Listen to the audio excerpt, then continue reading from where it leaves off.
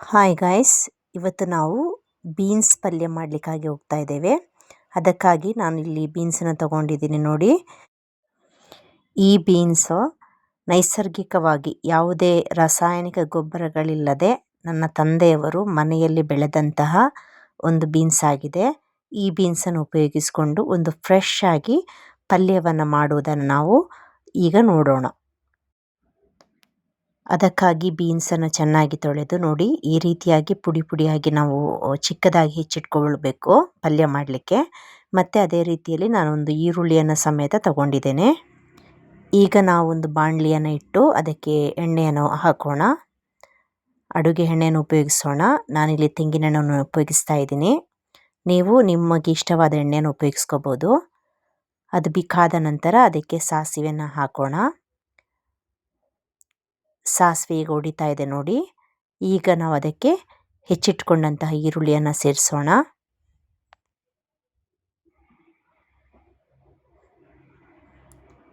ಈಗ ಈರುಳ್ಳಿಯನ್ನು ಚೆನ್ನಾಗಿ ಆಡಿಸಿ ಅದು ಬಾಡಲಿಕ್ಕೆ ನಾವು ಅವಕಾಶ ಮಾಡಿಕೊಡೋಣ. ಎಲ್ಲ ಕಡೆ ಎಲ್ಲ ಈರುಳ್ಳಿ ಸಮಭಾಗವಾಗಿ ಬಾಡಲಿಕ್ಕೆ ನಾವು ಆಡಿಸ್ಕೊಡ್ಬೇಕಾಗತ್ತೆ. ಈಗ ನಾವು ಅದಕ್ಕೆ ಅಗತ್ಯವಾದ ಅರಿಶಿನ ಪುಡಿಯನ್ನು ಸೇರಿಸ್ಕೋಬೇಕು. ಅರಿಶಿನ ಪುಡಿಯನ್ನು ಹಾಕಿ ಕೂಡ ನಾವು ಒಂದು ಸಲ ಬಾಡಿಸ್ಕೊಳ್ಳೋಣ, ಅದರ ಹಸಿ ಸ್ಮೆಲ್ ಹೋಗಲಿಕ್ಕೆ. ಮತ್ತು ನಾವು ಈಗ ಸ್ವಲ್ಪ ಖಾರದ ಪುಡಿಯನ್ನು ನಾನು ಹಾಕ್ತಾ ಇದ್ದೀನಿ. ಖಾರ ಪುಡಿಯನ್ನು ಕೂಡ ಜೊತೆಗೆ ಸೇರಿಸಿ ನಾವು ಬಾಡಿಸೋಣ. ಅದರ ಹಸಿ ವಾಸನೆ ಹೋಗಲಿಕ್ಕೆ ನಾವು ಚೆನ್ನಾಗಿ ಬಾಡಿಸಿಟ್ಕೊಳ್ಳೋಣ.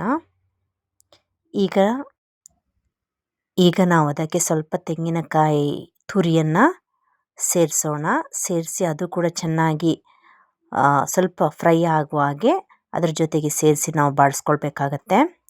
ಕಾಯಿ ಸ್ವಲ್ಪ ಫ್ರೈ ಆಗಬೇಕು ನೋಡಿ. ಫ್ರೈ ಆದಾಗ ಈ ಬಣ್ಣದಲ್ಲಿ ನಮ್ಮ ಕಾಯಿ ಬಂದಿರುತ್ತೆ.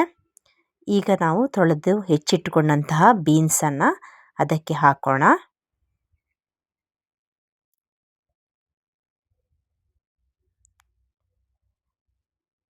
ಬೀನ್ಸನ್ನು ಹಾಕಿದ ನಂತರ ಅದೆಲ್ಲವನ್ನು ಸೇರಿಸಿ ನಾವು ಮಿಕ್ಸ್ ಮಾಡೋಣ. ಚೆನ್ನಾಗಿ ಮಿಕ್ಸ್ ಮಾಡಿ ಇಟ್ಕೊಳ್ಳೋಣ. ಈಗ ಅದು ಬೀನ್ಸ್ ಬೇಯಲಿಕ್ಕೆ ಬೇಕಾದಂತಹ ಸ್ವಲ್ಪ ನೀರನ್ನು ನಾವು ಸೇರಿಸಬೇಕಾಗ್ತದೆ. ಆಮೇಲೆ ನಾವು ಸ್ವಲ್ಪ ಅದಕ್ಕೆ ರುಚಿಗೆ ತಕ್ಕಷ್ಟು ಬೇಕಾದಂಥ ಉಪ್ಪನ್ನು ನಾವು ಕೂಡ ಸೇರಿಸೋಣ. ಸೇರಿಸಿದ ನಂತರ ಲಿಡ್ಡನ್ನು ಹಾಕಿ ನಾವು ಮುಚ್ಚಿಟ್ಟು ಬೇಯಿಸೋಣ. ಈಗ 10 ನಿಮಿಷ ಬೇಯಲಿಕ್ಕೆ ಬಿಟ್ಟಿದ್ದೆ ಸ್ಲಿಮ್ಮಲ್ಲಿಟ್ಟು. ಈಗ ನೋಡಿ ಸ್ವಲ್ಪ ನಮ್ಮ ಬೀನ್ಸು ಬೆಂದು ಬಂದಿದೆ.